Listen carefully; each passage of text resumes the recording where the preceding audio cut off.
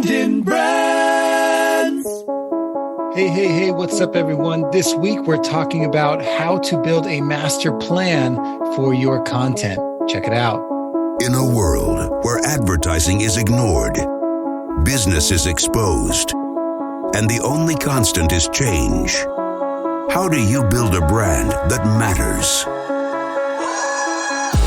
Welcome to Brands on Brands on Brands, a home for those who think different and push their boundaries. This is where branding that matters lives. Now, here's your host, Brandon Birkmeyer. Hey, what's up? Welcome to Brands on Brands on Brands. I'm Brandon Birkmeyer, your personal marketing coach, and I believe that building a brand that matters is the only way for a business to thrive tomorrow. Thanks for tuning in each week as we bring you thought leaders in marketing and branding, explaining to you and breaking it down, the tips, the tactics, the things that got them there, the best ways to build your business and your brand. And we also each week come to you with the solo show. This is one of those weeks. And this season, I've been focusing on content marketing. So today's episode is exciting. I want to talk to you about how to build a master plan for your content so that it's not random, so that it drives results for your business and gets you what you want. So let's jump into that. Can't wait to get going. Let's get started. Brandon Brands. What is a master plan for your content? What does that mean? Well, let me break it down for you. When you are creating content consistently, when you're out there creating podcasts and blogs and video for YouTube, you are hopefully delivering on a consistent basis. And when you create maybe once a week or twice a week, coming up with content can be daunting. One of the most common questions asked in this space is, how do you create content consistently? How do you come up with content ideas? And one of the issues with that is in trying to come up with ideas, with trying to fill that content bucket with ideas every week, you end up becoming a little bit random. And what I've been trying to push to people is that you need to be designing your content, designing the flow of it. And one of the ways to do that is through building a master plan. Now, what is a master plan? A master plan for your content is your direction. It's the direction you take your content over time with purpose. And there's a few ingredients in creating that I'm going to talk to you guys about today. And the first, second, and third, I'll go through them quickly. The first is connective tissue. You need to have something that ties your content together. The second is you need to have a content map. You need to know where it's going and where it's leading, episode to episode, show to show, piece to piece. And then you need to have a binge trigger, and we'll talk about that as well. So let's go into connective tissue first. Connective tissue is a word I picked up, I don't know where, when I was working on the branding for Coca-Cola. They talked often about this idea of connective tissue in their creative, something that when you see one image or a commercial or a billboard or a radio ad or something on Facebook, what is that common thread that's going to connect all those different pieces of creative? And I like to think about that the same way with your content. What is that common thread that's going to connect one piece of content to the next, to the next, to the next, so that they are all organized and make sense as one body of work? They don't necessarily need to flow sequentially together, but they do need to be connected. And that connective tissue is you thinking about, yes, back to the beginning, like what is the mission for the show that you've created? And what is the goal of that particular episode in particular? And as you start thinking about those things, it'll help you realize that there is something that is part of your message that is consistent. So an example of this, a show that I like to listen to, a podcast that I like to listen to, is the Gary Vee Show. And Gary Vee often talks about this, a few different ideas. He's a few different connective threads in his content. Some of them are about attention. Attention is the name of the game.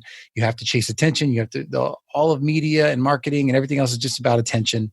And he likes to say that he barters attention, or he trades attention. He sits there and figures out where's attention going to be and where can he get it next. I think he says he's a day trader of attention. And that filters through whenever he's giving a talk on what media is working, what's not. He will answer a question like, well, what do you think of this new thing that came out? He'll say, well, I think it's great. I'm going to go where it is. I'm going to try it out. I'm going to see how to make it work. And then when I figure out how to make it work, I'm going to push all into it. But I'm not romantic about the things that used to work or the new things that come up. I'm not excited about them. I just use what ends up working the best, because he's shifting and changing into where things are going. So my point is, that's one of his messages, that every time he talks about attention, when he's asked the marketing question, he talks about attention. Another one is hustle. He likes to talk about getting out there, hustling, and figuring out how to do more than you were doing before. And he brings that out in different ways and different formats. But when he is asked, like, how do you produce so much, or how does someone like me get out there and do what you've done? His answer is built around this idea that you can always find more hours in the day where you can be shifting from doing things that are wasting your time to doing things that are productive. So there's always these answers. So that's one example of a connective thread or connective tissue. For another great creator, his name's Russell Brunson. He is the inventor of ClickFunnels. He is prolific in terms of creating content and marketing.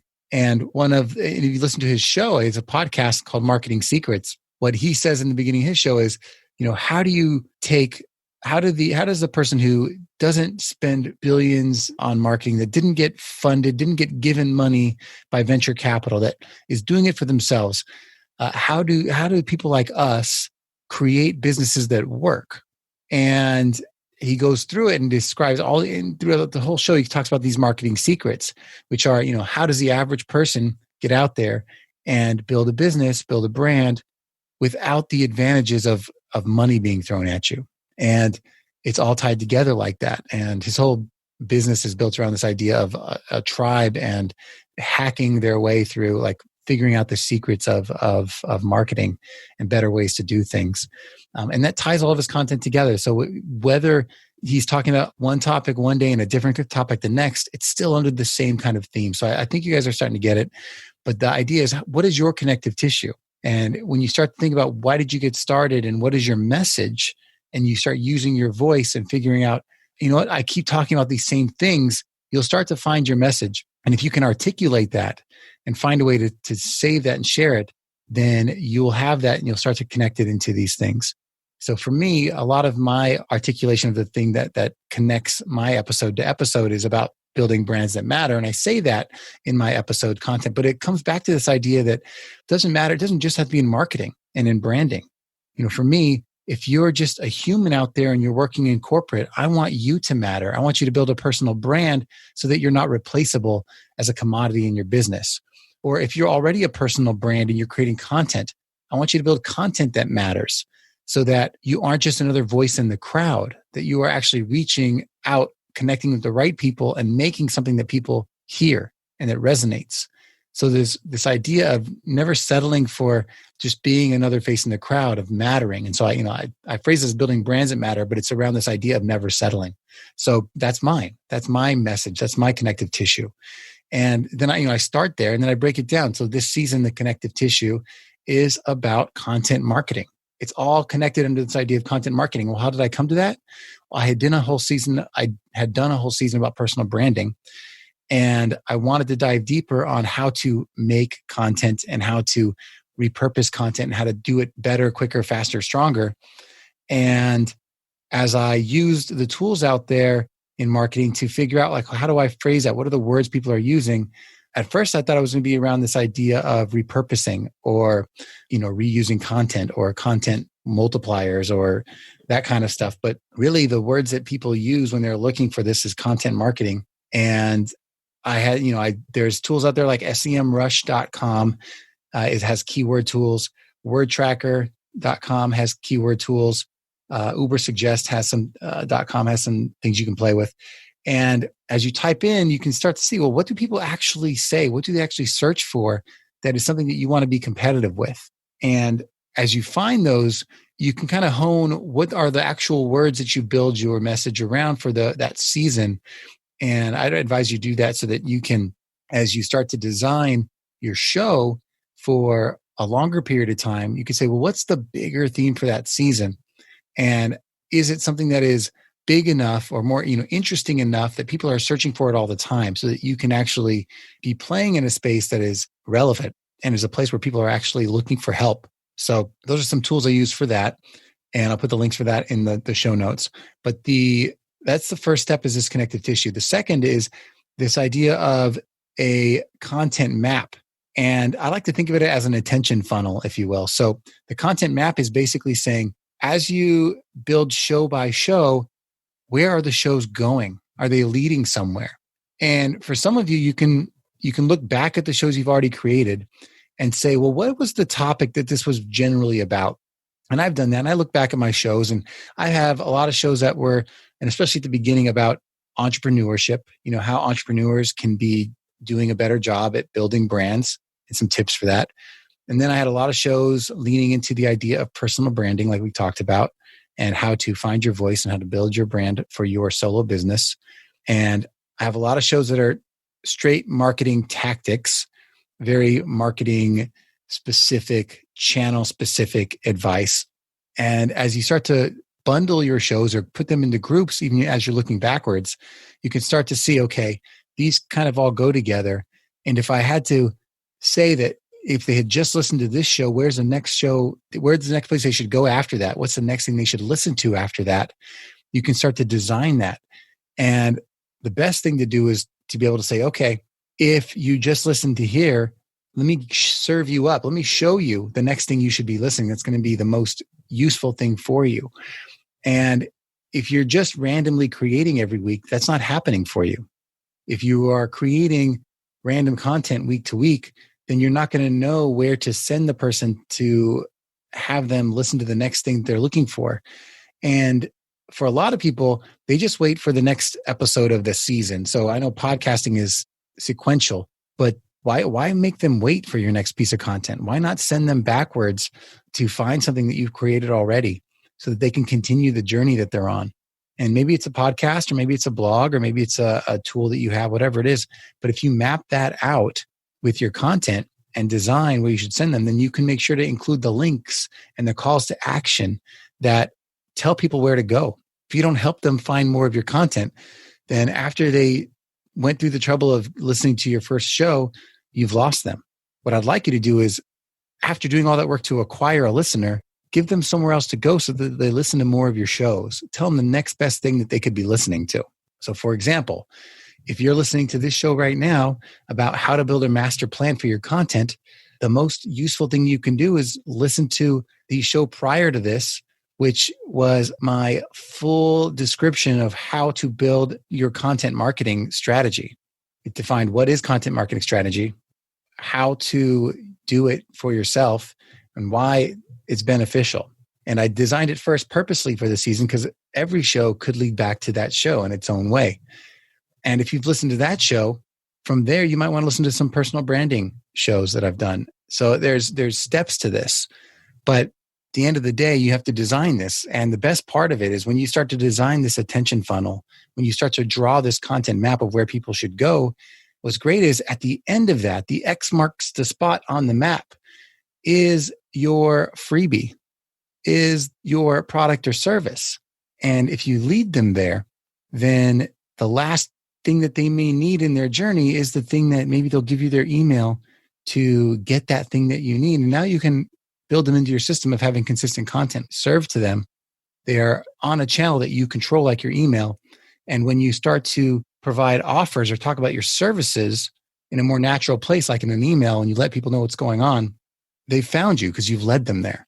So that's the big benefit of having a content map, is that you're leading them somewhere that allows them to, number one, consume more content and stay in your world. But then number two, you're taking them to a place that's getting them more and more useful content exactly on the journey they're on, and then leads them to somewhere that gives them a quick win of some sort that allows you to get their information and continue to serve them, or to offer them a product that might be exactly what they need right now because they've been following this path. And if they've followed the path, then they probably need the thing you've built for them. So that's the content map.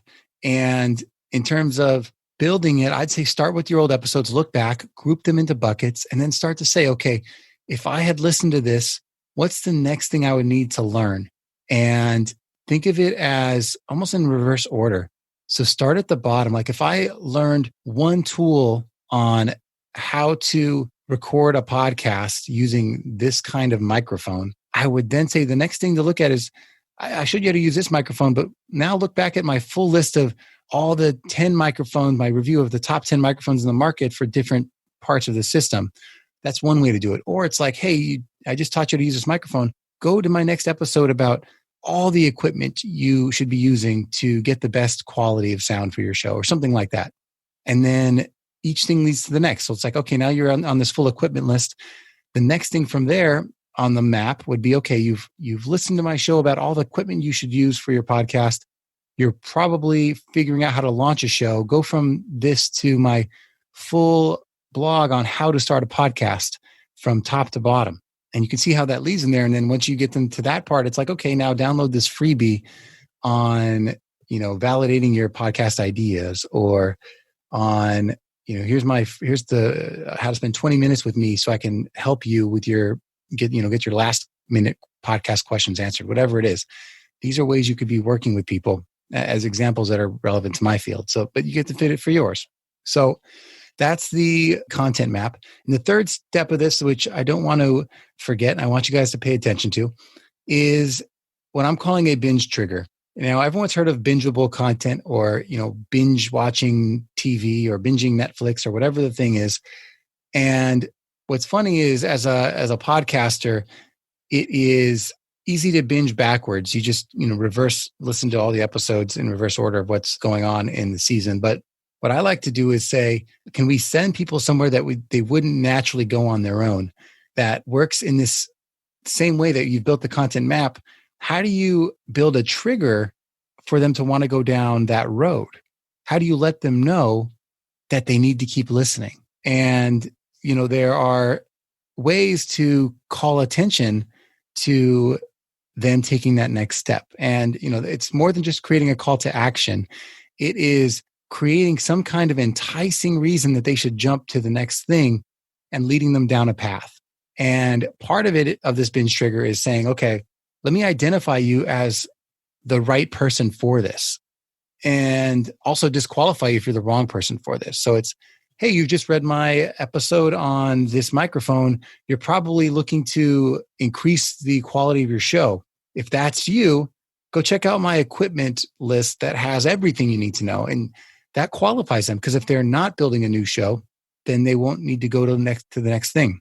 But you have to sit there and say, what is it about the person listening to the show that is true? Like, what are they looking for? Why would they be listening other than it was just there?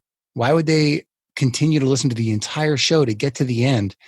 And having made it all the way through your content, what does that say about them? Well, it probably says that whatever that thing was you're talking about, they're pretty interested in. And so there's probably a next obvious thing that they could be listening to. So say that to them. Hey, you're probably this person. If you're listening to this episode about how to build a master plan for your content, you are probably creating content right now and always looking for better ways to create content. If you'd like to do that, then stick with me this season, because we're talking every episode this season about how to create better content, and how not only how to create better content, but how to get that content in front of more people. That's my binge trigger. That's my these are my people. This is who I'm speaking to. That's my call to action. So if you're that person, then here's what you can look forward to. And here's where you should go to listen to it. Go back to episode 121 to listen to the first place on this. And by the way, don't just listen to it. Go to the blog page, brandonbrands.com/121, because the notes there are something that you're going to want to download it in PDF form so that you can refer to them, because it's basically a laid out plan for you step by step that you can download. That's a binge trigger. You have to give them a reason to want to continue to listen and to get more, because there are more resources that you couldn't fit into the show that you've built. So that is one example. Another example is for the links that I gave today. We talked about semrush.com and wordtracker.com and ubersuggest.com. And maybe you'll go and search for those on the internet. But if you want to know how to use them, then maybe I can ask you to apply to my email list. And as I plan on creating my own overviews of those tools this year, you'll find out when those tools are available to be, what the reviews are for those or whatever it is. And I mean, that's one example, but basically it's like, hey, I've mentioned this thing. Do you want to know more about it? You can go check out this. So if you've teased something already, you can go check that out. I have definitely a few episodes later in the season where I will be calling out specific tools that I've already done deep dives on. And I'll definitely be calling out those deep dives as something for you to go listen to next. So that's what I'm talking about. How can you design your content in a way that keeps people listening for more? So that's what building a master plan is about.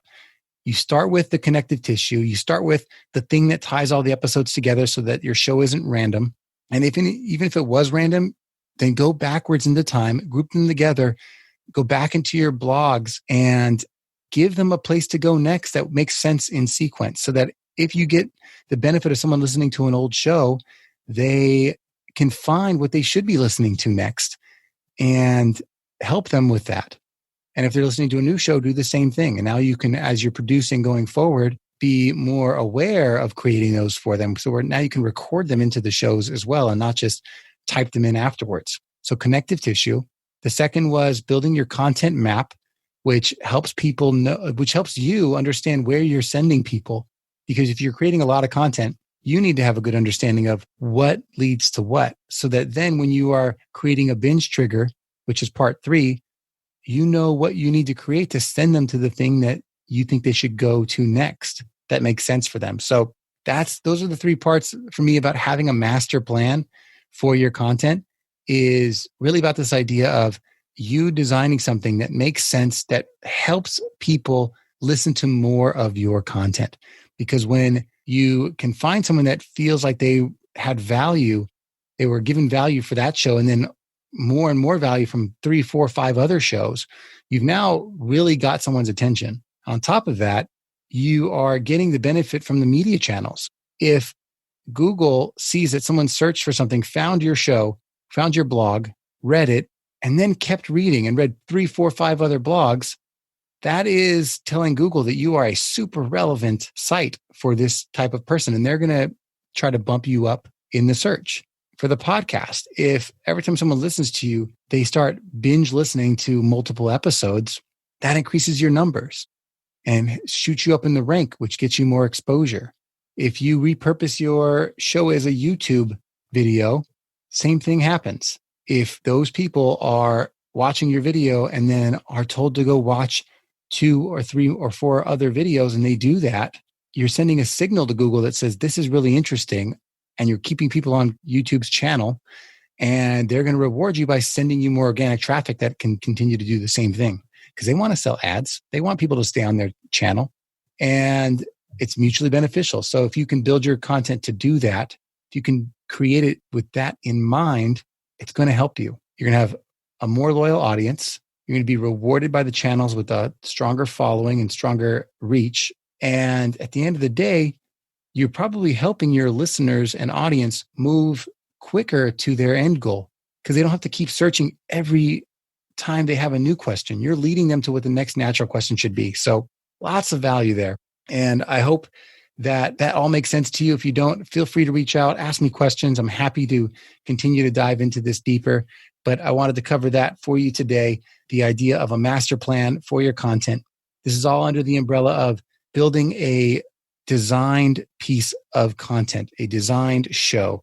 And that's part of my 4D content marketing strategy, which is design your show, develop your assets, build a distribution model, and create a discovery plan, which I talked about in the last episode 121. If you haven't heard it, go back, check it out. It's my largest piece of content yet that I'm going to continue to refine and add links to. It will be the #1 blog on my website with the most resources in it, because I want everything to lead to that, because it is where I think I can help the most people. So if you haven't listened, go listen to it. It's what I think I can help the most people with. If you're out there, you're a podcaster trying to figure out how to make your show grow, I would continue to listen to this season and check out that episode, because it's all about helping my creator friends out there, the bloggers, the podcasters, the YouTubers, figure out how to better design content to serve them better and serve their audience better, which will drive more audience growth over time. So hope you guys are excited to continue to listen to that. Season 3 going strong here. And I appreciate you guys. Look forward to you guys listening next week, and I will catch you next time. You've just taken your marketing knowledge to another level with this episode of Brands on Brands on Brands. But we have plenty more ways to not just help you build a business, but build a brand. Head over to brandandbrands.com for more resources, as well as access to our blogs, videos, and exclusive coaching sessions with your host. Be sure to visit brandandbrands.com.